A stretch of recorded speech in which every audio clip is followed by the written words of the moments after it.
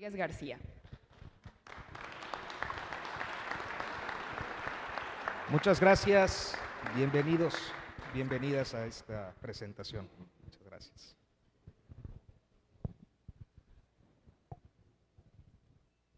Muchísimas gracias, Lorenzo Córdoba, Ernesto Núñez, por acompañarnos a esta presentación, igualmente Carlos Arredondo. La democracia no se construyó en un día. Yo creo que quienes precedemos de las generaciones de la transición, que vivimos la transición, vivimos también desde distintas ópticas y de distinta manera la aspiración democrática. Reflexionamos en múltiples corrientes ideológicas, corrientes de pensamiento, que por aquellos días nos parecían admirables, de los sistemas políticos y específicamente electorales que posibilitaban el perfeccionamiento de la vida política en otros países. Esa aspiración era inminentemente política, pero por las características propias de nuestro país, solían asociarse los debates a la materia económica por una parte, porque pues siendo México un país que estaba inmerso en la idea de un proceso globalizador y de cómo podía insertarse en este, había también corrientes que hablaban de una radicalización o de una profundización de los modelos nacionalistas. Y también estaba la parte social, aquello que tenía que ver con las desigualdades tan profundas que la democracia, referida de manera estricta al sentido político electoral, pues no podía ser suficiente para superar los grandes problemas nacionales que de esas desigualdades surgían. Así que creo que el choque se daba en el terreno ideológico, pero había un denominador común a todas las expresiones y a todas las corrientes que en el terreno ideológico debatían o se conflictuaban, y era que resultaba indispensable, resultaba necesario romper con el modelo hegemónico que había dominado a este país a través de pues casi un siglo, que teníamos que romper con la prevalencia de un partido único gobernante a partir de un sistema electoral que permitiera la construcción no solo de un nuevo sistema, sino también de una vida democrática que me parece, recogiendo un poco de lo que este libro repasa, pues planteábamos o veníamos escuchando desde el 68, o en la reforma política de los años 70, o en el 88 electoral y en los tempranos 90, que creo que se resume en el pluralismo democrático. La idea de que todas y todos pudiéramos encontrar un espacio para hacer escuchar y hacer valer nuestras voces. Hubo quienes alimentaron más el pensamiento democrático con la idea de incluir la participación de la sociedad civil, de fortalecer otros derechos políticos y no solo el voto, es decir, de generar modelos de autonomía en ámbitos que debían escapar al control de los tres poderes tradicionales y concretamente del Ejecutivo, a fin de garantizar libertades fundamentales y con ello construir esquemas de gobernanza, pero todo esto sin que se depreciaran las libertades económicas y sociales. Creo que un hijo de esa generación y además pues un gran discípulo de la escuela de Turín que filosóficamente nos mostró ese camino es Lorenzo Córdoba Vianello, autor o coautor de este trabajo que hoy nos reúne, porque fue uno de aquellos hombres de esa generación, lo sigue siendo, que no solo se quedaron en la reflexión, por eso hablaba en pasado, de los años 90, sino que fue partícipe de la construcción del sistema electoral. De ahí que su testimonio, expuesto en este libro de manera ensayística, sea uno del que surgen las ideas, pero también la praxis que ha significado una vida dedicada a la construcción de la democracia en México. De esos tiempos, que de manera sucinta he querido referir, hay también un registro periodístico que se articuló a través de una prensa distinta, de un ejercicio de la libertad de expresión diferente, un periodismo más abierto, más plural, innovador, y que se reflejó, creo yo, primero en las páginas del semanario Proceso y posteriormente en el periódico Reforma.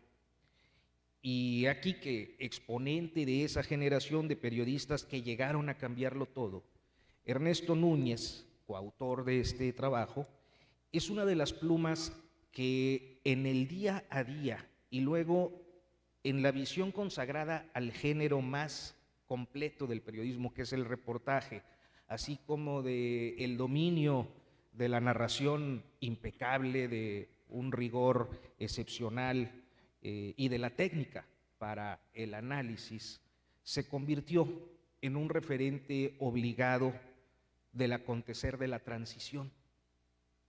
Y por eso hoy es un privilegio poder presentar esta obra, La democracia no se construyó en un día, que considero es de vital importancia en este momento, un momento en el que se hace indispensable reflexionar cómo es que llegamos aquí, cuáles son los peligros de los cambios que pueden avecinarse.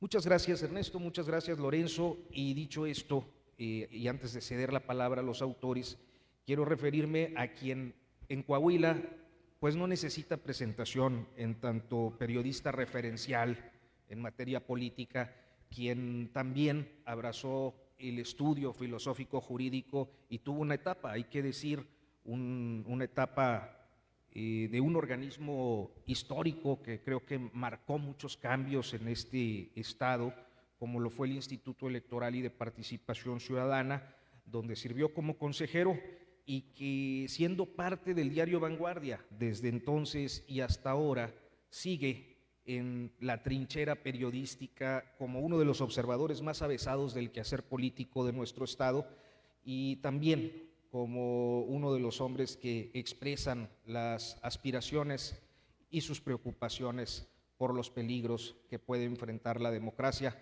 a quien me permito ceder el uso de la voz, Carlos Alberto Arredondo. Muchas gracias, Arturo. Buenas tardes a todas, a todos.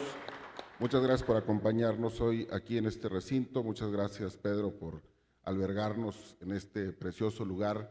Y es un enorme privilegio, por supuesto, compartir esta mesa con Lorenzo, con Ernesto, con el maestro Arturo Rodríguez, para conocer más a detalle de esta obra que ya nos platicarán en extenso sus autores y que trataré de ser breve, poniendo énfasis solo en lo que desde mi punto de vista es el mayor acierto de la obra y la más importante de sus características.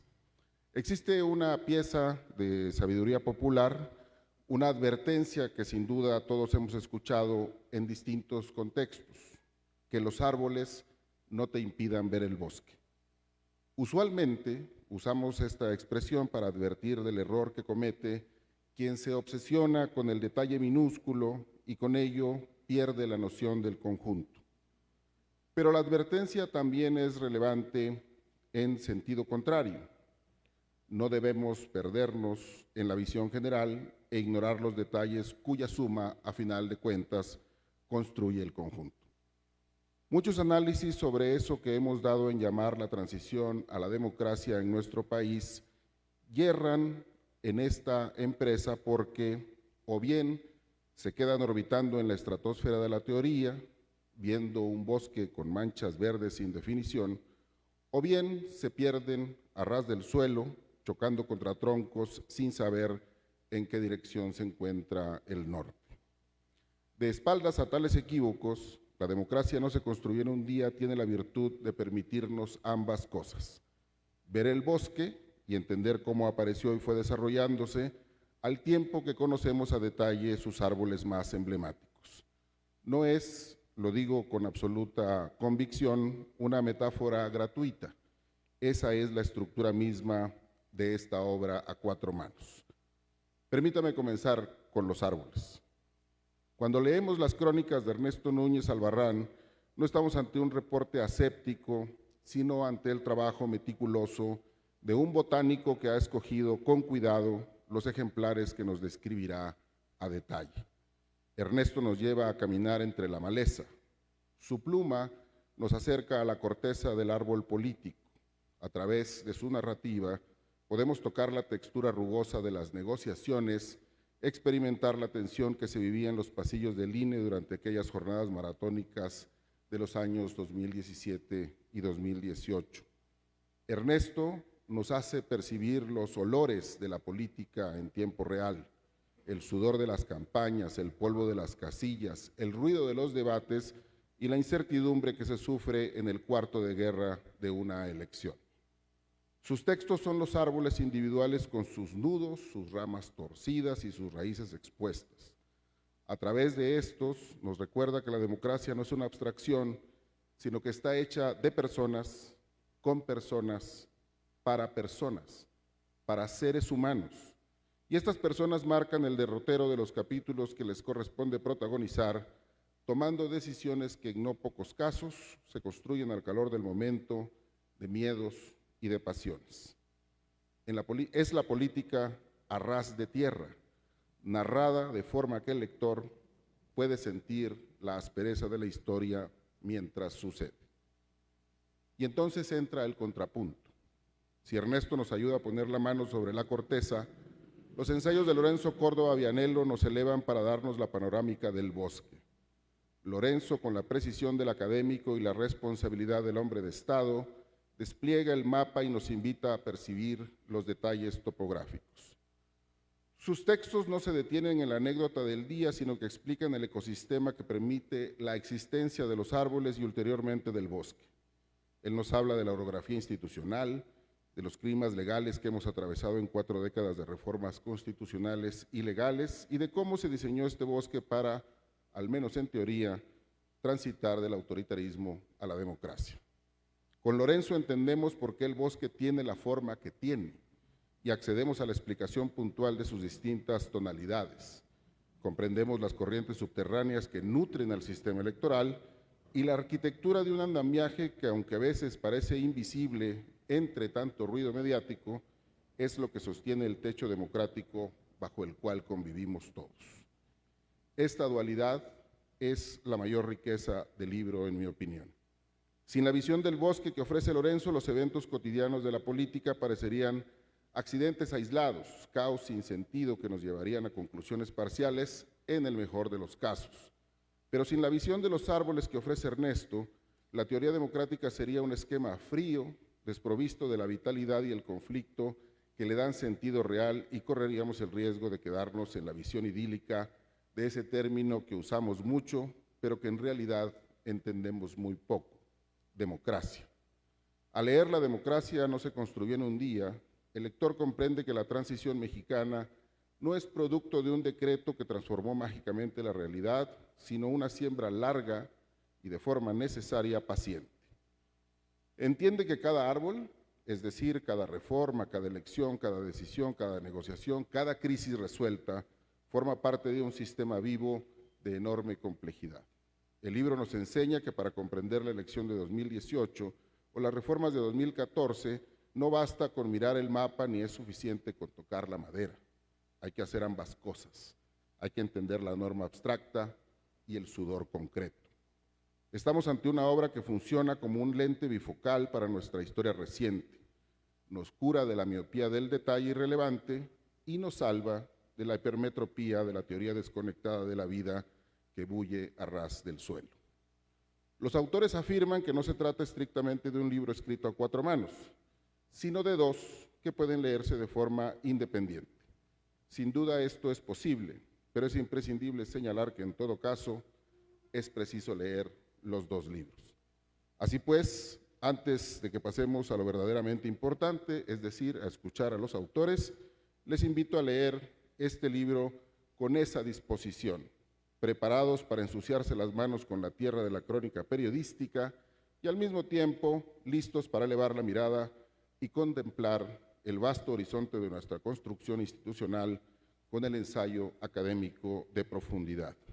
Porque efectivamente la democracia no se construyó en un día y este bosque que habitamos hoy, con todas sus imperfecciones y su grandeza, merece ser entendido tanto en la intimidad de su corteza como en la inmensidad de su paisaje. Adelante. Muchas gracias. Muchas gracias al maestro Carlos Alberto Arredondo, y ahora quiero ceder el uso de la voz a mi colega, compañero, amigo Ernesto Núñez, coautor de este trabajo. Gracias Arturo. Bueno, pues en primer lugar, buenos días, buenas tardes. Muchísimas gracias por la invitación. Gracias por ambas presentaciones del libro. La verdad es muy emocionante escuchar ambas reflexiones. Y pues nada, muchas gracias a ustedes que están aquí también para escucharnos el día de hoy. A ver, quizás siguiendo la lógica que plantea aquí el maestro, propongo que yo les hable más de la hechura del libro para que Lorenzo nos lleve a una reflexión quizá un poco más elevada, diríamos yo, o más conceptual sobre la democracia y el momento, ¿no?, en el que estamos y esto. Quisiera platicarles un poco cómo fue que hicimos este libro y por qué son dos libros en uno o incluso tres en uno, ¿no? Lorenzo y yo nos conocemos desde hace muchos años. Yo era editor del suplemento dominical de Reforma en la elección de 2018 y él tenía la enorme responsabilidad de ser el presidente del INE en una elección que todos sabíamos que iba a ser crucial para el destino del país, ¿no? Después de muchos años de diálogo y tal, pues en esa época yo tenía la gran fortuna de ser amigo del presidente del INE, ¿no?, que como periodista siempre es bueno porque pues tiene una información de primera mano y demás. Así que como reportero que nunca he querido dejar de ser, pues era un privilegio poder platicar con Lorenzo, comentar las cosas que estaban pasando, pedirle de vez en cuando pues ese dato fino que siempre está uno buscando como periodista. Entonces, en esas pláticas llegamos a comentar que estaba resultando tan emocionante la elección, no solamente como espectador, como periodista, sino como organizador y árbitro de la elección. Llegamos a comentar que valdría la pena dejar eso escrito en algún momento. Luego, por circunstancias de la vida, a final de 2018, yo dejé el periódico Reforma y en febrero de 2019 me integré al equipo de Lorenzo como asesor en comunicación política. Y ahí fue cuando decidimos, ahora sí vamos a hacer este libro, vale la pena. Y fue una idea que fuimos madurando, sobre todo por lo que empezamos a ver en 2019, que fue la construcción de una versión de la historia del 2018 que básicamente reducía todo a un episodio electoral, como si el 1 de junio de 2018, por arte de magia, nos hubiéramos vuelto demócratas. Como si ese día de pronto hubiera bajado un hada, nos hubiera dado así el toque el toque de mágico y dijera, ahora sí, democratícese México. Y que era un poco la narrativa que se estaba construyendo, digamos, desde el oficialismo, de esta irrupción ciudadana, que sin duda la hubo, pero platicando y comentando con Lorenzo decíamos, es que fue un proceso mucho más complejo. Y dentro de nuestras reflexiones decíamos, es que 2018, como bien lo narraba el máster Arturo, pues fue un poco un momento cúspide de estos momentos que tiene la historia, en donde se alinean los astros, y además incluso hasta la fecha, ¿no?, el año redondo de 2018, veíamos que por lo menos se cumplían varios ciclos. Uno muy largo de 50 años, desde el 68 hasta 2018, si pensamos el 68 como un momento histórico de irrupción social, con el movimiento estudiantil, de una primera rebeldía de la sociedad frente al régimen hegemónico del PRI. Y decíamos, ahí hay un ciclo largo de 50 años.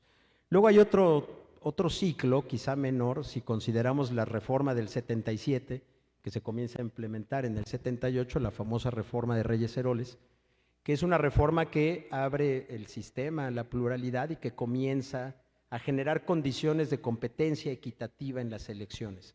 Y que es una elección que una reforma político-electoral que fue un parteaguas en la historia electoral de México, ¿no? Y ahí había otro ciclo, un ciclo de 40 años.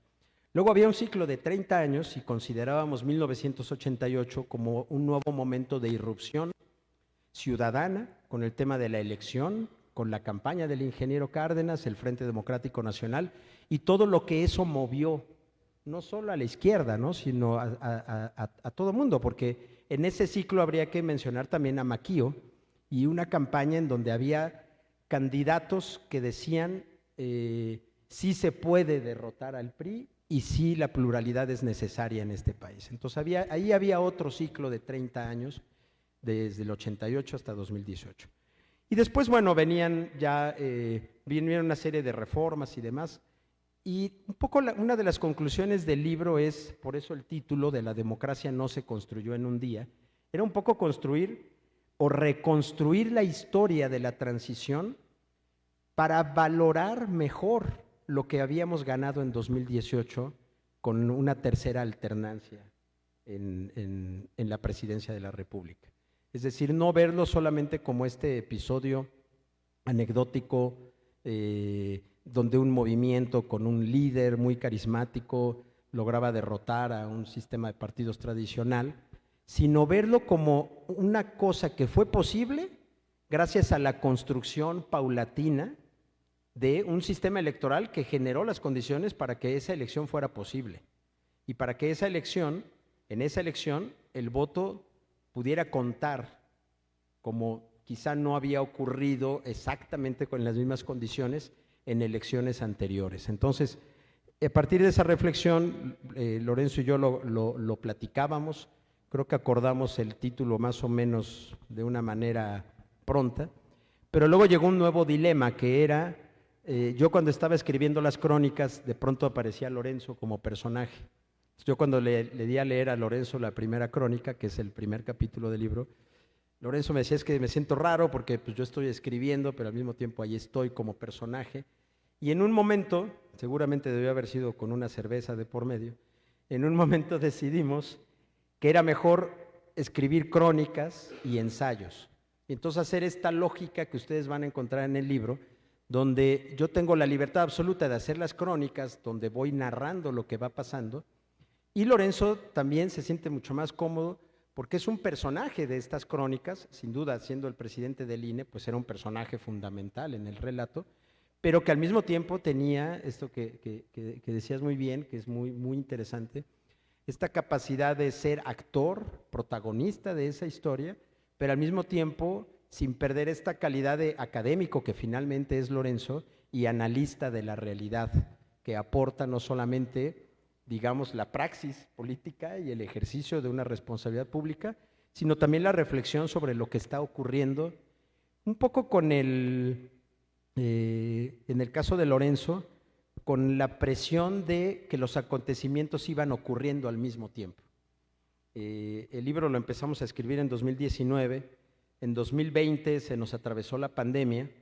La verdad es que eso de la pandemia no nos vino tan mal en términos de la escritura del libro, porque eso bajó un poco el ritmo de trabajo y permitió que, sobre todo Lorenzo, pudiera ponerse a escribir y tener tiempo para escribir, porque mientras escribíamos esto y mientras Lorenzo iba a sus archivos y yo también para reconstruir la historia del 18, estaba ocurriendo la historia del 2020 y ya de cara a la elección del 2021, que iba a ser una elección enorme, compleja, la elección más grande de la historia y más compleja, ¿no? Decíamos, además con la pandemia encima.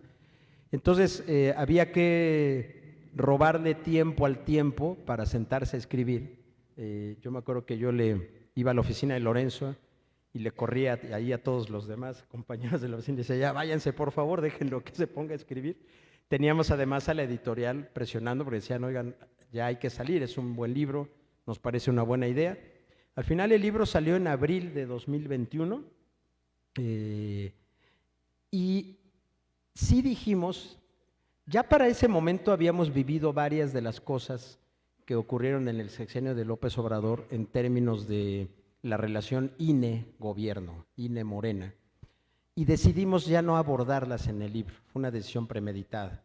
Se los digo por si alguien está ahí, si alguien va a ir a este libro a decir, quiero ver el chismecillo de cómo Lorenzo se peleó con Andrés Manuel y no sé qué, eso no lo van a encontrar en este libro, lo encontrarán en otros libros, pero este libro justamente dijimos, y ese también fue un acuerdo de coautores, este libro se acaba julio, máximo agosto de 2018, cuando se entrega la constancia de mayoría. Ahí narramos un poco lo que fue la noche del 2018, desde diferentes ópticas, y ahí queda el relato. Es decir, todo lo que pasó después, ya en el sexenio que acaba de concluir el año pasado, eso seguramente lo encontrarán en libros posteriores. Pero déjenme decir una última cosa sobre la estructura del libro. El libro comienza con una crónica del 1 de junio, que a mí como periodista me permitió hacer un ejercicio que yo nunca había hecho y que me pareció muy rico, muy interesante y que espero que a ustedes les agrade, que es la crónica de reconstrucción de acontecimientos con diferentes personajes y en diferentes escenarios. En esa crónica ustedes van a leer qué pasó el 1 de junio en el cuartel de Ricardo Anaya, en el cuartel de Meade, en el cuartel de López Obrador, incluso hasta del Bronco, qué pasó durante todo el día y cómo concluye con esta escena del Zócalo, donde López Obrador celebra y hace una serie de promesas frente al público que está ahí, frente a la nación, y una de esas es justamente hablar de la democracia, de que la democracia no se cierra ahí, no termina ahí, que será respetuoso de toda esta democracia. Y de manera indirecta, Andrés Manuel esa noche dijo que cuidaría la democracia. Y el segundo capítulo es un ensayo muy interesante de Lorenzo. A mí me parece que es un ensayo que yo siempre le dejo leer a mis alumnos de crónica parlamentaria, porque es un ensayo que en muy pocas páginas narra de manera condensada, pero me parece que muy bien lograda, la historia de la transición a través de las reformas político-electorales que le dieron pues cauce, ¿no?, a esta energía ciudadana de la que hablaba Arturo, a través de reformas electorales que permitieron la transición a la democracia. Y después de eso hacemos una especie de flashback, y a partir del capítulo 3 ustedes van a encontrar ahí algo que a mí me gusta situar como una especie de crónica política del sexenio de Peña Nieto. ¿Por qué?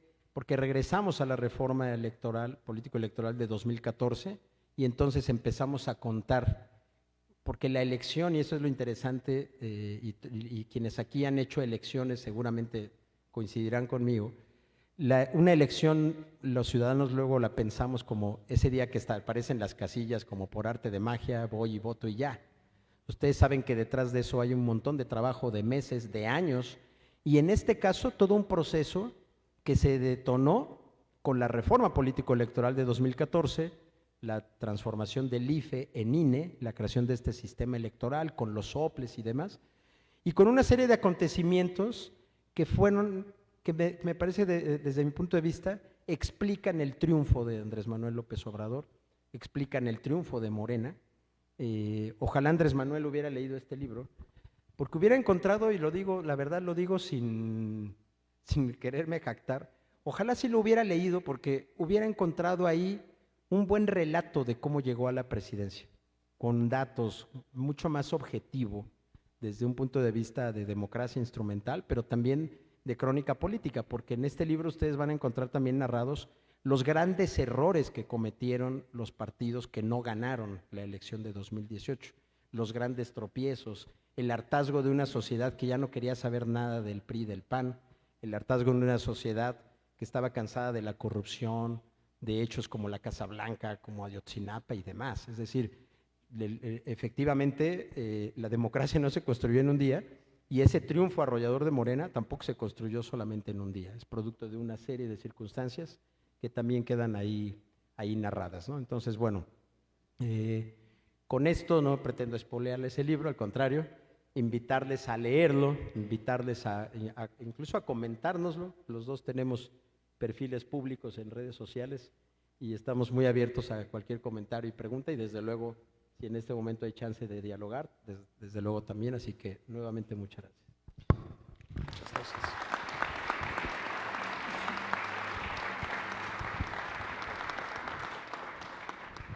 Muchas gracias, Ernesto Núñez. Y bueno, pues Lorenzo Córdoba, es un privilegio. Dicen que cuando la gratitud es grande, las palabras sobran, y esta vez creo que solo puedo decirte muchas gracias. Muchísimas gracias. Al revés, Arturo, es un privilegio poder estar en una ciudad que ha sido siempre muy generosa y que a lo mejor con cierto dejo de abuso considero en muchos sentidos muy mía. Cuando me dicen bienvenido a casa, de veras me lo creo. Después van a tener un problema que es echarme de casa, pero bueno, esa es otra historia y esa se contará, espero nunca, pero en todo caso en otro momento. No, mil gracias, Arturo, a ti, al coahuilense, y por supuesto a Carlos Alberto por las reflexiones iniciales y la oportunidad de venir a comentar un libro que podría parecer en muchos sentidos desfasado. No es un libro nuevo, de entonces a la fecha ha habido muchos otros textos que el propio Ernesto ha escrito por su lado, e incluso textos, libros que yo por el otro lado he venido escribiendo. Pero yo creo que este es un libro, y por eso agradezco el haber retomado este y no otros como un buen pretexto para esta charla, para esta reunión. Es un libro que creo que tiene y sigue manteniendo una actualidad, no solamente desde el punto de vista de la reconstrucción histórica de lo que fue el proceso de la transición, sino una actualidad particular en los tiempos que vivimos. Ernesto está por sacar un libro, así que no les voy a decir cuál es es decir, ya no nos fuimos sobre la lógica a cuatro manos, pero lo que pasó después, la continuación de este, está por salir. No les digo cuál es, ya estén atentos a las redes sociales de Ernesto, y en un par de meses más está saliendo el mío también, en donde hago otro tipo de reflexiones que en buena medida acabarán siendo complementarias, o digamos la secuencia de un libro como el que hoy presentamos. La democracia no se construyó en un día. Tampoco les digo el título, pero no, el título no es, aunque ganas no faltarían de decir, sí, la democracia no se construyó en un día, 3 puntitos, pero bastan 2 años para desmantelarla. No es ese, pero creo que esta es una reflexión sobre la que vale la pena partir, porque creo que este libro tiene un propósito, que es el de tratar desde dos perspectivas distintas, la de los árboles y la de la vista en conjunto, de reconstruir un momento, digamos, el último momento de la evolución de nuestro sistema electoral, en esa génesis continua que se fue articulando a lo largo de varias reformas electorales, y que yo creo que puede dar o transmitir la idea de cómo se trató de un proceso evolutivo que, dicho de alguna manera, se puede identificar como cuando se hacen cortes geológicos en esa serie de sedimentos que colocados uno sobre el otro van formando el pie, la base sobre la que se ha construido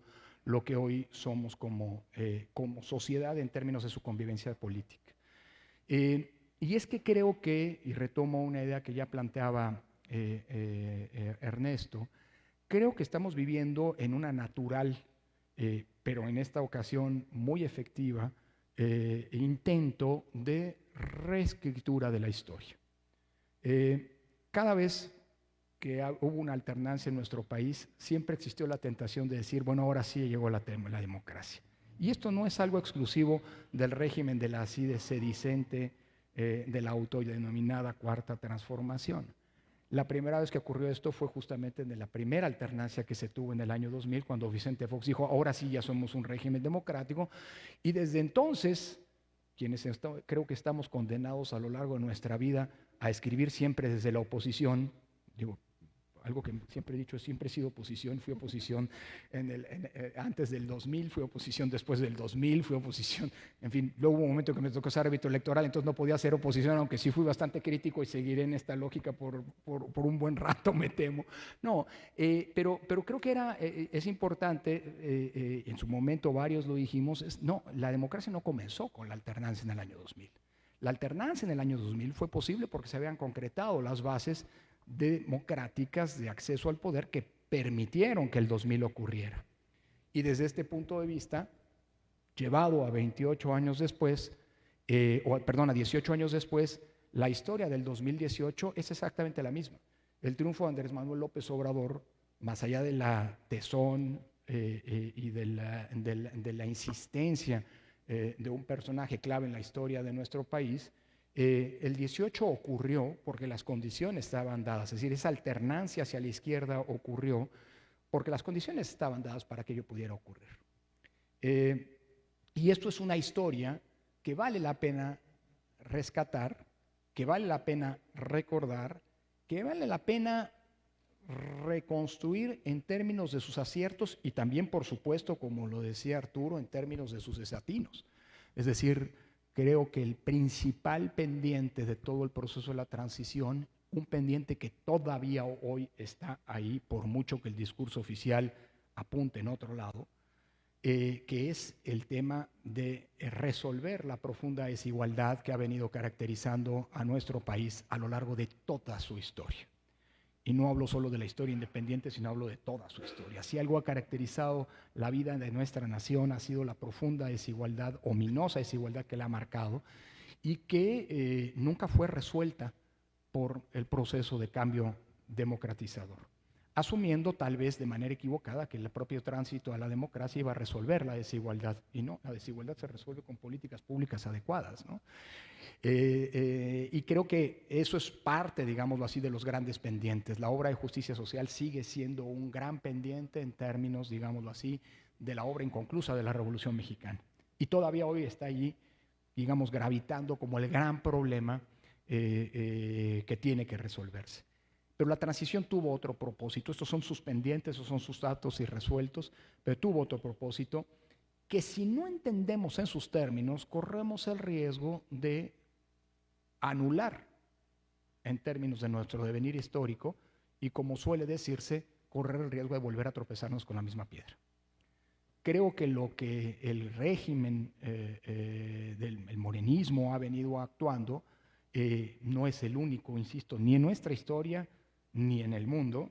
Es un intento de reescritura en donde se construye una maniquea idea de que todo lo que ocurría antes del advenimiento, digámoslo así, del ascenso al poder de Morena era exactamente lo mismo y que todo lo que ha ocurrido desde entonces marca una nueva historia.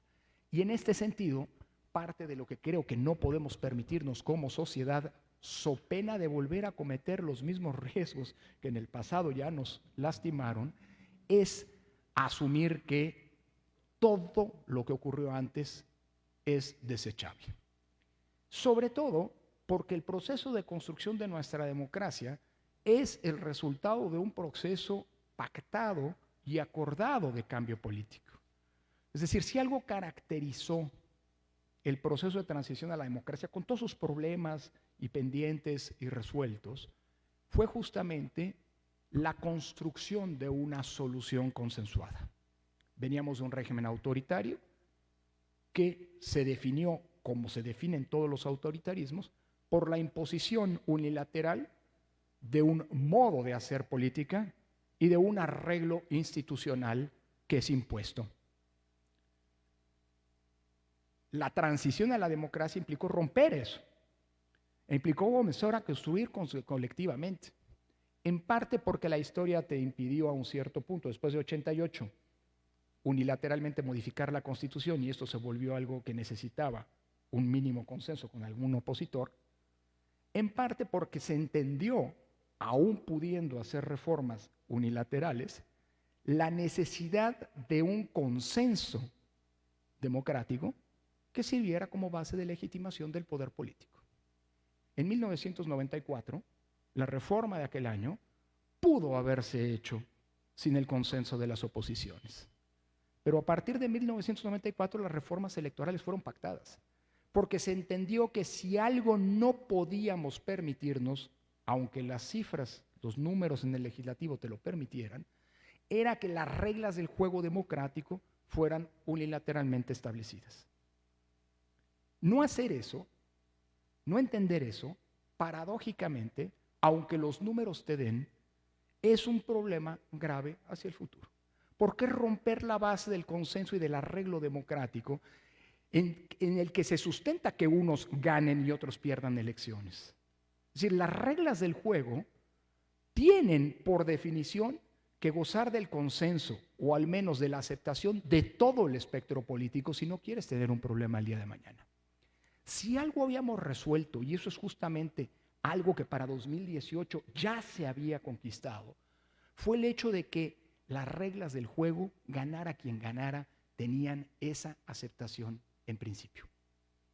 Y es eso lo que permitió, por supuesto, con votos que sustentan los triunfos electorales, lo que Andrés Manuel López Obrador finalmente llegara a la presidencia de la República.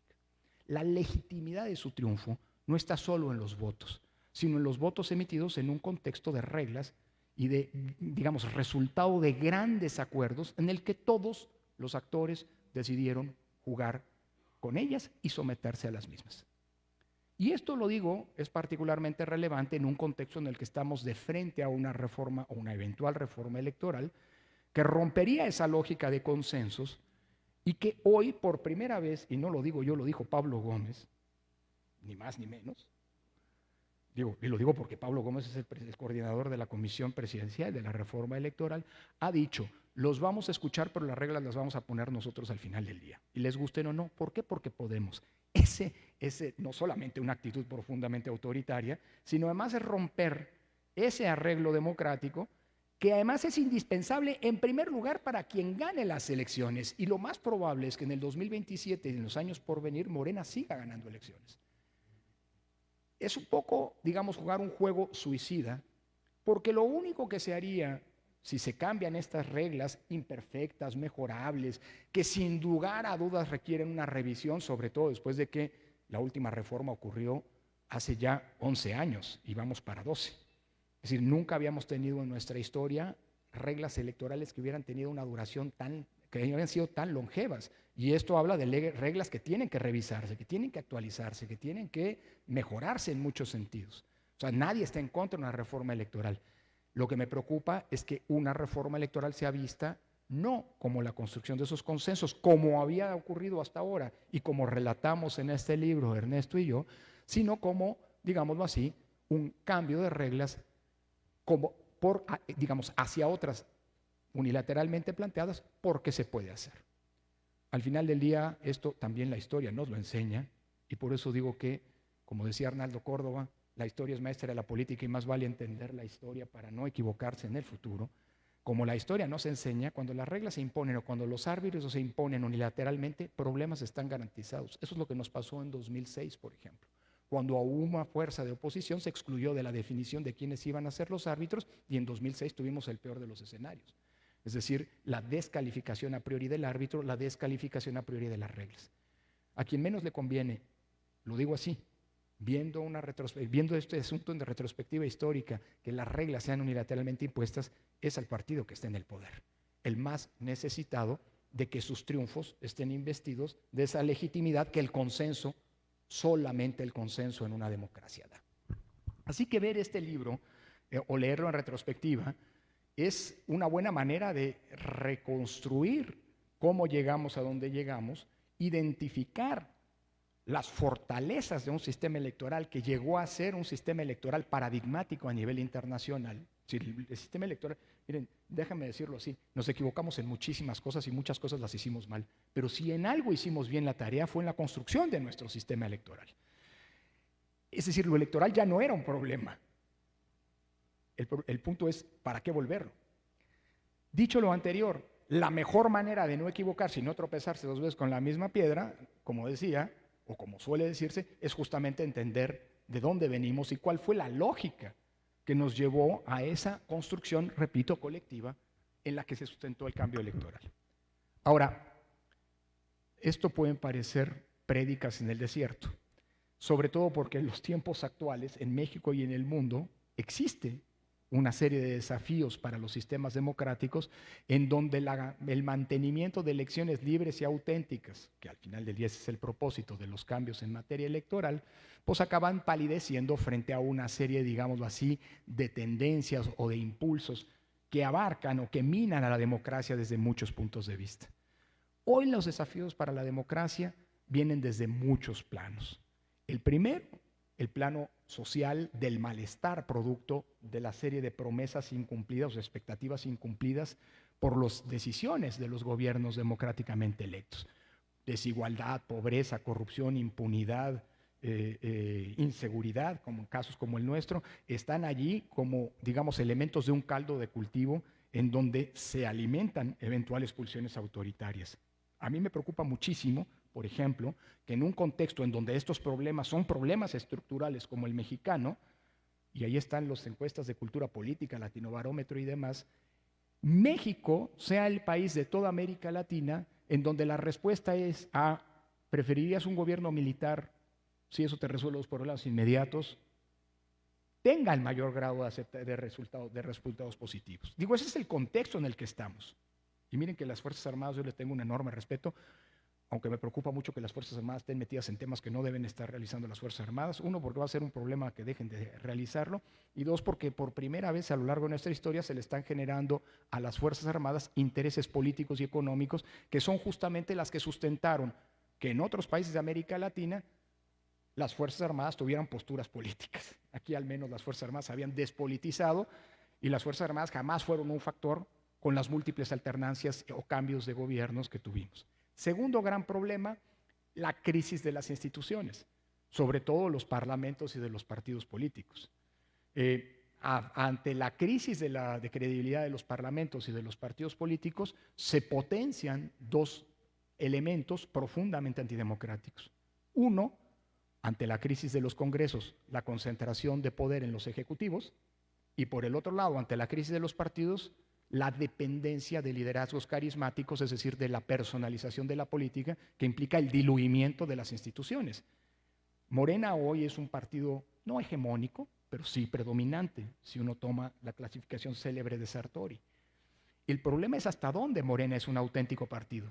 Y creo que parte de los problemas que va a tener la democracia mexicana es que Morena, al no ser auténticamente un partido, entendido como una institución que procese, en el que puedan procesarse institucionalmente las diferencias que se generan a su interior, al ser más un movimiento, acaban pesando más, no las reglas, incluso los acuerdos internos, los arreglos institucionales internos, sino las voces y las presencias de los liderazgos carismáticos que ahí, digámoslo así, conviven y eventualmente entran en pugna.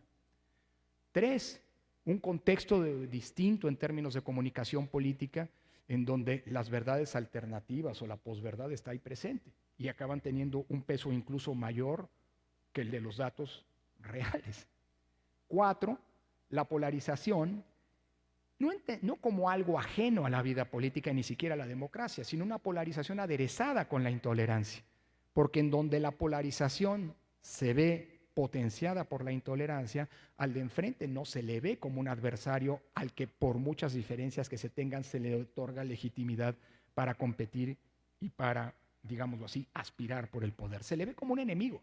El discurso amigo, enemigo, el pueblo y los enemigos del pueblo es profundamente disruptivo para la recreación y la convivencia democrática. Y me preocupa en este sentido que tengamos ya 7 años de gobierno en la que los presidentes han decidido por política y sobre todo por congruencia con la narrativa que han venido construyendo, no sentarse y no aparecer, no dialogar con la oposición. Cuando democracia significa eso, no ceder a la oposición, sino justamente tener esos canales de comunicación. Y eso se ha perdido. Y finalmente, el otro punto es esta tendencia global contra los órganos de control, contra los órganos de control del poder. En primer lugar, los poderes judiciales. La reforma judicial en México es un ejemplo de eso, es una rendición de cuentas, una toma de venganza contra un poder que había osado confrontarse con el otro. Y miren que no soy ni voy a ser el que va a decir que el poder judicial estaba bien, nada más que sí digo una cosa: los problemas de la impartición de justicia estaban en la procuración de justicia más que en la impartición de justicia propiamente dicha, más que en la judicatura. Hoy tenemos una judicatura que no sabemos cómo va a funcionar, pero sin haber resuelto los problemas de la procuración de justicia, y los problemas de la procuración de justicia no cambian cambiando a la fiscal. O sea, aquí tenemos problemas mucho más graves. A mí lo que me preocupa es el discurso en contra de los órganos de control, el discurso en contra de los órganos de transparencia, el discurso en contra de los órganos autónomos, el discurso, el acoso al que fueron objeto los árbitros, los órganos electorales. Todo esto es el contexto. Todo esto está ocurriendo, digámoslo así, se está presentando como desafíos hoy en día, unos años después de la democracia, no se construyó en un día, digámoslo así, en un dilema en el que claramente hoy tenemos que recrearnos o reinventarnos, tanto institucionalmente como también políticamente.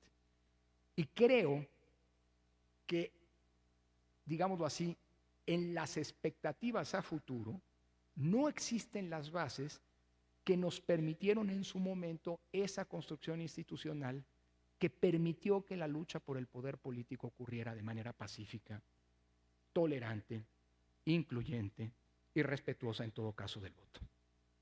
Termino con algo. Toda esta historia, cuando arrancó la construcción de la democracia, partió de una premisa fundamental, que no era forzada para un régimen que decidió, por ejemplo, en 1977 hacer una reforma política, porque sí, en efecto, la reforma de 77 fue unilateral, aunque forzada en cierta manera por las circunstancias.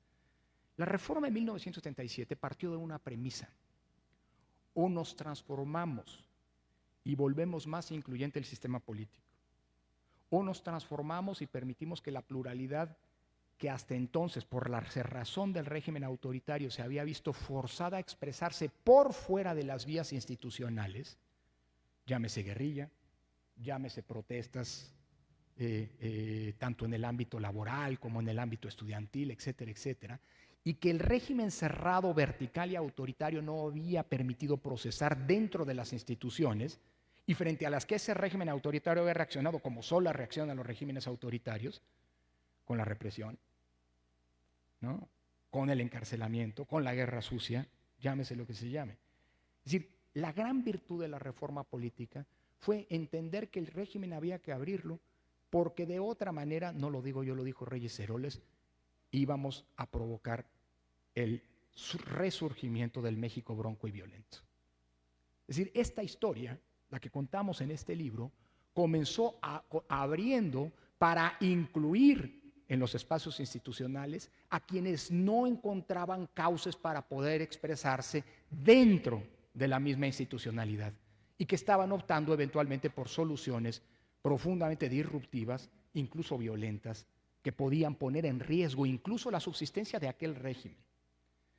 México, decía Reyes Heroles en aquel célebre discurso de Chilpancingo que citamos en este libro, está integrado por un complicado mosaico ideológico nacional de una gran fuerza mayoritaria, pero de otras fuerzas pequeñas que, difiriendo mucho de la primera, forman parte de la nación mexicana. Y o se les permite a estas fuerzas encontrar cauces en el ámbito de las instituciones, o efectivamente vamos a provocar que esa intolerancia produzca más intolerancia y en consecuencia violencia. Hoy me preocupa que en esta lógica de, digámoslo así, consolidación del poder, que en esta lógica de tenemos los votos y por lo tanto podemos hacer lo que queramos, les guste o no, lo que se esté siguiendo es, por no entender a nuestra historia, un camino a la inversa. Un camino en donde haya quienes vean, por ejemplo, la ruta electoral como clausurada. Un camino en donde las elecciones ya no garanticen que sea el voto popular libremente expresado el que defina quién gana y quién pierde elecciones. Una representación política en donde con el 55%, que sin duda es una postura mayoritaria, avasalles todo. Una propuesta, no la inventé yo, es el plan C.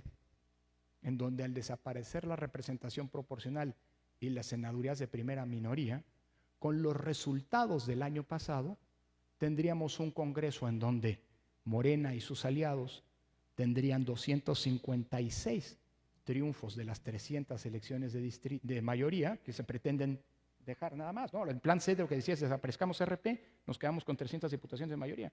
Bueno, con los resultados del año pasado, Morena y sus aliados habrían tenido 256 triunfos de las 300 diputaciones. Esto quiere decir el 84%. Nos quejamos que con el 55% hay una sobrerepresentación de casi 20 puntos, pues serían 30 más, y en el Senado sería todavía más dura la cosa. Con el 55% de los votos, Morena, el Verde y el PT habrían tenido 60 de los 64 senadores. Es decir, justo, exactamente lo mismo que ocurrió en 1988, en donde la primera llegada de los 4 senadores del Frente Democrático Nacional implicó por primera vez una apertura, una bocanada de oxígeno que permitía que la oposición estuviera presente en el Senado. Es decir, ese es el escenario en el que queremos, hacia donde queremos caminar. Un escenario en donde la oposición termine siendo testimonial, un escenario en donde el 44% de los votos se traduce en una ínfima presencia, una presencia meramente testimonial. ¿Cuánto tiempo esa oposición va a decidir jugar un juego en el que estás condenado o a no ganar o a ser intrascendente? Es decir, cuidado con esto, porque es ir en contra de nuestra propia historia. Es ir en contra de la lógica de la apertura que implicó el proceso de transición para que todos tuvieran espacio bajo una premisa. Puede haber partidos mayoritarios y la historia enseña que las mayorías de hoy acaban siendo minorías el día de mañana, Digo, las elecciones son para eso, ¿no? Para redefinir cada 3 años la composición política, digámoslo así, de la sociedad, ¿no? Y su representación. Mi punto es, ¿tiene sentido echar por la ventana las reglas que permitieron la convivencia de la pluralidad, nos guste o no? Las reglas que nos permitieron convivir a pesar de nuestras diferencias en esa pluralidad que caracteriza a la nación. ¿O de veras nos vamos a creer que el país es monocolor como se pretendió durante décadas? Ese fue el problema que nos obligó a democratizarnos. El tener que adaptar el mundo de las instituciones a una realidad política que estaba demostrando una pluralidad cada vez mayor. Y esa pluralidad no va por decreto a acabarse. Ese es el verdadero problema. Y entender esto inevitablemente pasa por comprender nuestra propia historia. Y termino con esto. Por eso creo que es importantísimo entender las razones que estuvieron detrás de todos esos cambios en lo electoral. Podríamos hablar de muchos otros ámbitos, pero en lo electoral, para evitar caer de nuevo en el error que nos llevó a tropezarnos en el pasado. No es pues un libro de historia nada más.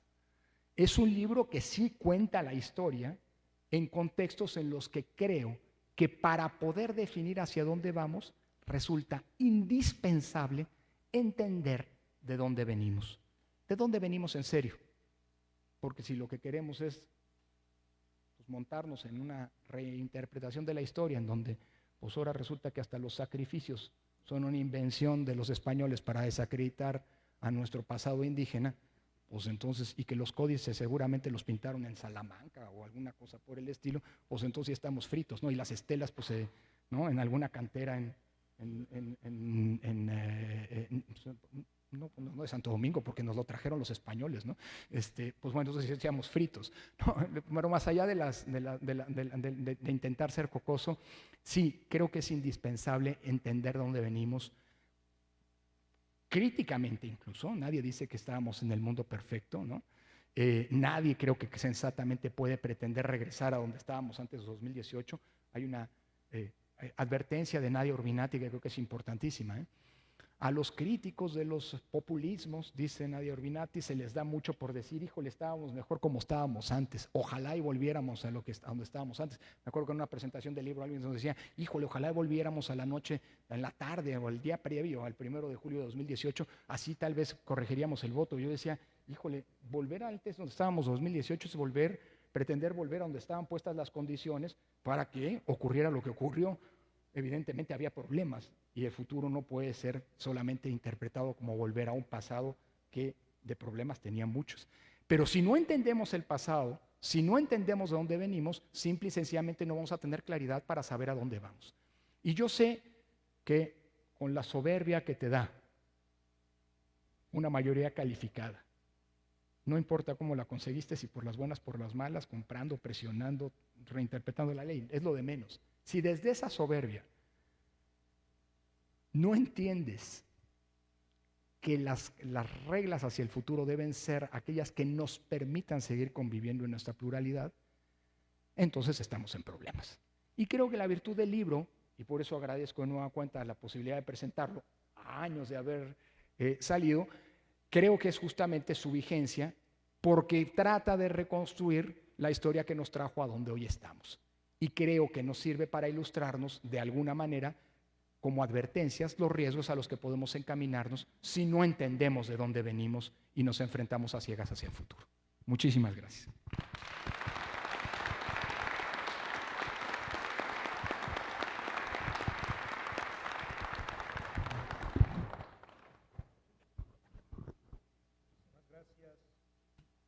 Lorenzo Córdoba, por esta presentación. Y yo quiero agradecer a quienes nos han acompañado aquí en esta ocasión, secretario Enrique Martínez, diputados Jorge Valdés, Beatriz Fraustro y Alberto Hurtado, me parece que estaba por allá, Eduardo de la Peña, colega, director del Diario de Coahuila, regidora Lisbeth Ogazón, secretario general de la universidad, en fin, muchos amigos, la magistrada Carla Félix, del Tribunal Electoral, amigos, conocidos, colegas que se han dado cita en esta ocasión y pues quiero abrir los micrófonos por si alguien quisiera hacer algún planteamiento, alguna pregunta, principalmente a los autores. Luego dicen, más que una pregunta, quiero hacer un comentario y hacer un discurso más largo que el del presentador.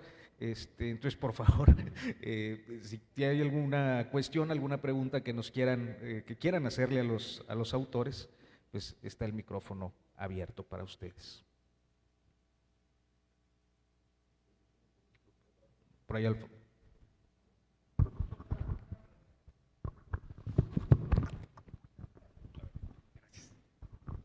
Una pregunta así muy concreta. Coincido que la democracia pues no se construyó, vamos, en cada alternancia, como se dice, y que es producto de un proceso largo. Pero la pregunta concreta es,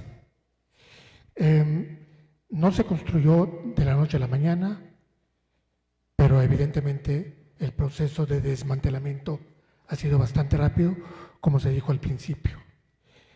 Y en concreto es, ¿qué fue lo que se dejó de hacer en el proceso de transición que llevó a un proceso de desmantelamiento tan rápido de la democracia? ¿Por qué no se crearon los antídotos, los mecanismos de defensa que uno supone que debieron haberse creado para evitar este resultado?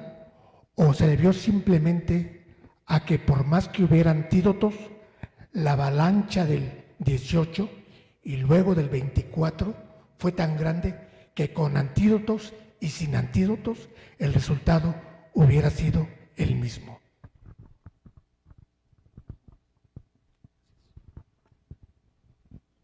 A ver, de mi parte muy brevemente, y es una gran pregunta, muchas gracias. Yo creo que, pensando, por ejemplo, Lorenzo hablaba del 2000, creo que hubo mucha irresponsabilidad en los beneficiarios de las primeras alternancias, empezando por Vicente Fox. El desafuero, su intervención descarada en el 2006 para hacer ganar a Calderón, haya sido como haya sido, me parece que fue un acto de gran irresponsabilidad. Y los beneficiarios de la alternancia y de la democracia quizá fueron los primeros en no cuidar a la democracia. Lo digo sobre todo por ese PAN que en ese momento llegó al poder. Arturo sabe, a mí me tocó cubrir muchos años ese PAN de Fox. y me tocó documentar cómo el PAN fue abandonando sus principios doctrinarios, su brega de eternidad, todo lo que decían Crisley, Gómez Morín y demás, y en este pragmatismo de la lucha por el poder, me parece que ellos fueron los primeros en crear condiciones para eso. Luego también hubo mucha irresponsabilidad, y en eso sí creo tener más coincidencias con Lorenzo. Por ejemplo, ¿cuántos años nos decían, había un conductor de la radio en México que dedicó varios años a desprestigiar la figura de los plurinominales y a decir que, no sé, que nadie los elegía y no sé qué? ¿Cómo vamos a extrañar a los pluris si los quitan? Por lo que decía Lorenzo. Y hubo mucha irresponsabilidad, me parece, en el cuidado porque no era cuidar a los pluris, era cuidar la representación proporcional. Entonces me parece que sí hubo mucha irresponsabilidad en los beneficiarios de la alternancia, de forma tal que validaron un discurso de ataque constante, digamos, al sistema electoral. O sea, cuando uno ve amigos de Fox, cuando uno ve Pemex Gate, cuando uno ve Monex Gate, cuando uno ve una serie de cosas que pasaron en las elecciones, principalmente de 2006 y de 2012, me parece que son episodios cruciales que explican la gran validación del discurso de López Obrador después de 2018. Y creo que ahí hay una parte, no pretendo dar una respuesta, pero es una pregunta muy compleja. Quizá no blindamos a la democracia lo suficiente quienes se beneficiaron de las primeras alternancias, ¿no? Bueno, variaciones de un mismo tema a partir de lo que ha dicho Ernesto. Coincido, es una gran pregunta y sobre todo es una pregunta que creo que es importantísimo plantearnos. Yo he insistido mucho, sobre todo con los partidos de oposición, a los que me siguen invitando, y yo lo digo de una vez, soy el expresidente del Instituto Nacional Electoral, nunca he militado en un partido político. Para mí el diálogo con los partidos ha sido siempre fundamental, así que cuando me invito a un partido siempre voy. Se lo he dicho a Luisa María Alcalde, que fue alumna mía. El día que me inviten yo encantado voy. Luego no sé si me quieran invitar, pero esa es otra historia, digamos, ¿no? Pero se los he dicho un poco a todos y retomo el punto. Yo creo que el principal problema del proceso de transición, lo que se dejó de hacer fue el menosprecio de esas condiciones estructurales a las que yo hacía referencia. Es decir, el menosprecio al malestar que, por ejemplo, la ineficacia de las políticas públicas para combatir la desigualdad, para combatir la pobreza, para combatir efectivamente la inseguridad. Con independencia que luego, por ejemplo, en el caso de Torreón ha habido experiencias exitosas, el caso de Coahuila es una experiencia exitosa, pero nunca son más producto de ciertas políticas muy particulares que nunca, digámoslo así, implicaron una gran política de Estado en el sentido propio, ¿no? Y esto, pues tarde o temprano iba a generar una insatisfacción que hubo quien supo aprovechar, ¿no? Y que era legítimo que estuviera allí. Yo recuerdo pláticas con exsecretarios de Hacienda con los que uno tenía como presidente del INE que tener interlocución, sobre todo cuando se acercaban los recortes presupuestales, ¿no? Que muchos me decían, bueno, esto de la desigualdad es un problema de percepciones. Pues era un problema de percepciones, pero pues mira, si tú lo menosprecias, pues las percepciones es con lo que vota la gente, no te quejes, ¿no? Creo que en primer lugar está eso. Y creo que se trata del menosprecio, incluso, por ejemplo, menosprecio del propio Andrés Manuel López Obrador, cuando en el 2012 se planteó la política del incremento del salario mínimo. Yo soy de los primeros en reconocer que probablemente los programas sociales, ahí están los datos del INEGI, no te están resolviendo el problema de la desigualdad. Los programas sociales, ese es mi punto de vista, sobre todo son placebos, paliativos, para resolver el verdadero problema que son el ejercicio de los derechos sociales. Mientras no tengas condiciones para resolver, digamos, institucionalmente, los derechos de salud, de educación, etcétera, pues los programas sociales, de hecho, son un instrumento del neoliberalismo para tratar de paliar, por cierto, la insatisfacción de las grandes políticas sociales que reclama, digamos, la satisfacción de esos derechos. Pero, por ejemplo, el tema del salario mínimo, que ha sido un gran acierto, el gran acierto de Andrés Manuel no fue inventarlo del salario mínimo, porque esa no es una invención suya. De hecho, cuando se planteó en el 2012, por gentes como Ricardo Becerra o Salomón Chertorivsky en la Ciudad de México, o por el Grupo Nuevo Curso de Desarrollo en la UNAM, fue menospreciado. Claro, tuvo la enorme virtud de instrumentarlo como una política pública después de la caída del poder adquisitivo durante décadas, y eso hay que reconocerlo y ahí están los resultados. Ahora, eso te resuelve parte del problema, ¿no? Eso no te va a resolver todo el problema de desigualdad. Mientras no haya una reforma fiscal real que concrete la lógica de la progresividad, pues no vas a resolver jamás este problema, ¿no? Y tenemos gobiernos de izquierda que son enemigos de la reforma fiscal. Entonces, pues, pero bueno, creo que uno de los primeros problemas es ese. La cuestión social que en Estados Unidos te permite que sea tan atractivo un discurso como el que ejerce el presidente Trump, y que en México te permite también que sean atractivos discursos, ¿no? Como los que los gobiernos morenistas han. Y eso es algo que faltó. No partir de ahí significa, o sea, si no hacer este corte de caja, por eso he hablado de los partidos, lo que les digo es, lo primero que tienen que hacer en sus lógicas de refundaciones es hacer un corte de caja, reconocer en lo que se equivocaron y reconocer lo que se hizo bien, pero reconocer sus errores, porque sus errores allí estuvieron. Y si no lo reconocen, ¿cómo demonios van a construir alternativas programáticas hacia adelante? Primer punto. Segundo punto, ya lo decía Ernesto. A ver, en México los gobiernos de la alternancia, a lo mejor la alternancia lo que nos trajo son unos gobiernos catastróficos, digamos, ¿no? Unos gobernantes desastrosos, ¿no? Yo en algún momento le decía al presidente Fox, y debo decir que hasta me lo reconoció, oiga, presidente, tú decías algún periodista, no. Desde el gobierno federal, estoy hablando del primer gobierno de la alternancia, se construyó ante la falta de mayorías que tuvo que enfrentar el gobierno de Fox en ambas cámaras, se empezó a construir el discurso de la partidocracia, es decir, un discurso en contra de los partidos, y se empezó a construir el discurso de que los diputados de representación proporcional nunca, digamos, no eran electos y qué sé yo. Ahí empezó a construirse, y hoy estamos pagando, o sea, hay alguien más que está cosechando ese discurso que se sembró desde entonces. ¿Se acuerdan o han escuchado hablar una propuesta que es reducir el financiamiento de los partidos políticos a la mitad? Sí la han escuchado, ¿verdad? ¿Se acuerdan quién la ha planteado? ¿Quién fue el primero que la planteó? Les refresco la memoria. Fue César Nava, presidente del PAN en 2009, que planteó la reducción al 50% de los recursos de los partidos políticos, casualmente cuando el PAN gobernaba. Después, y por cierto, también se planteó la reducción de los plurinominales. Después, aunque nunca se concretó una iniciativa, Enrique Ochoa, presidente del PRI, cuando el PRI gobernaba de vuelta, planteó que había que reducir el financiamiento público de los partidos políticos al 50% y planteó que debían desaparecer o reducirse los plurinominales. Y lo mismo nos pasó ahora con Morena. Claro, aquí tienen los votos para poder cambiar la Constitución y concretar aquello. Pero yo creo que hay que hacerse responsables de que hubo un discurso antipolítica, antipartidos, sustentado en muchas ocasiones por un esfuerzo de los partidos de generarse un descrédito público de aquel tamaño, pues, pero eso es otra historia. Pero sí hubo un discurso en el que nunca, digamos, en el que se estuvo abonando esta lógica profundamente autoritaria, porque vuelvo a decir, sin una representación plural no hay democracia en el Congreso, y sin partidos políticos fuertes no hay democracia.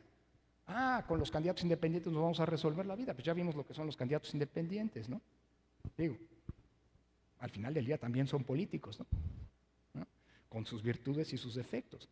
Y creo que la tercera cosa que nos faltó, y aquí sí le doy crédito a quien siempre sostuvo este punto, que fue Muñoz Ledo, Porfirio Muñoz Ledo, creo que nunca terminamos el proceso de, digámoslo así, de transformación en clave democrática del Estado mexicano. Cuando en 1997 por primera vez el PRI en aquel entonces pierde la mayoría absoluta en la Cámara de Diputados, cosa que en el 2000 alcanzó al Senado, pues empezó a darse una especie de equilibrio entre los poderes que es justamente el que la Constitución ha querido desde 1824 y que nunca se había concretado.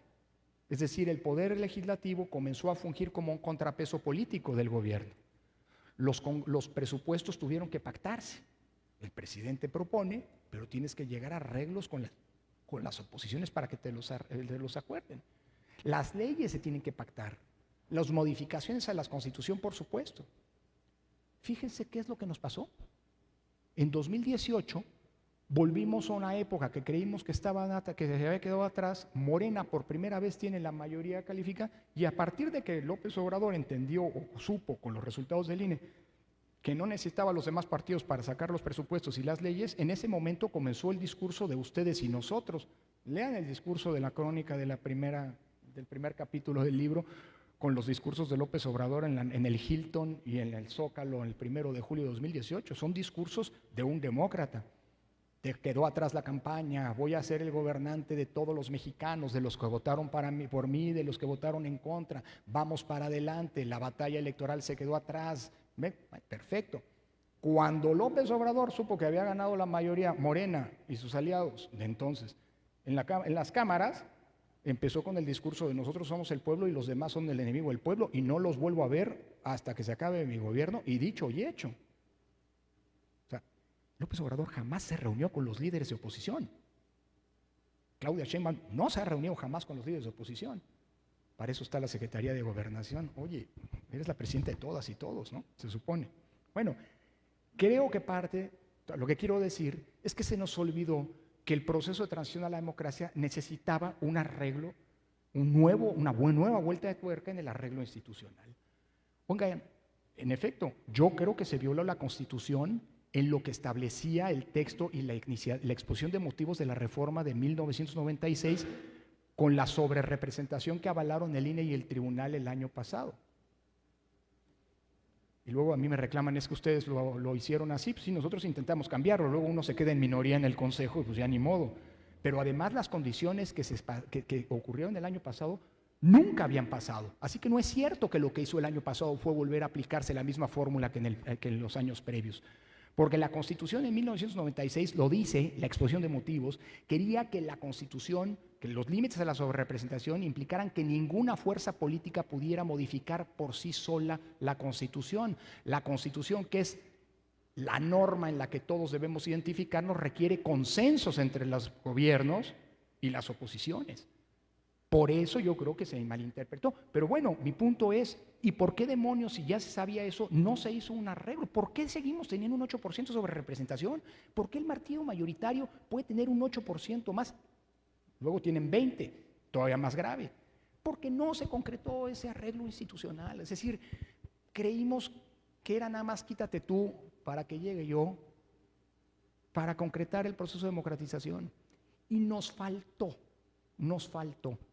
cerrar la llave de los cambios institucionales que necesitábamos para que los principios que estaban en la Constitución, pero que nunca se habían concretado en los hechos, la división de poderes, verdaderamente el control de constitucionalidad, etcétera, etcétera, efectivamente ocurrieran en los hechos. O sea, nos faltó la transición y hoy estamos en una transición al revés.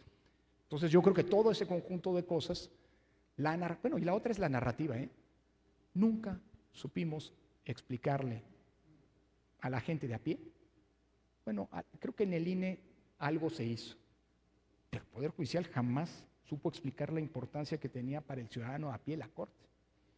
Jamás supo explicarse la utilidad de la transparencia más allá que para la prensa, digamos, para el ciudadano a pie. Entonces, esas conquistas democráticas siempre fueron al final del día asumidas como conquistas de algunas élites, ¿no? Que no traían un beneficio colectivo. Luego llega alguien que con una gran capacidad de comunicación te vende esa historia, que todo lo que se había hecho eran solo privilegios, y pues buenas noches. Lo del amparo, privilegios, es cierto, El amparo, recurrir a un amparo necesitas dinero, necesitas abogados, no es para cualquiera y demás, pero por lo menos había logrado avanzar para que quien tiene dinero y tiene capacidades y tiene acceso y logra un amparo que le protege sus derechos humanos, cuando se trata de materia de derechos humanos, ese amparo tiene efectos generales para quien pudo pedir el amparo, pero también para quien no, pero eso ya se acabó. Volvimos al amparo de 1847 con la reforma que el año pasado se hizo al Poder Judicial. Entonces yo creo que todas estas cosas nos faltó explicarlas, nos faltó traducirlas en cambios, en cerrar la pinza de la reforma del Estado, tuvimos actores políticos profundamente irresponsables y con poco compromiso democrático, y pues nos faltó, pues nos faltó todo esto, pues, ¿no? Muchas gracias.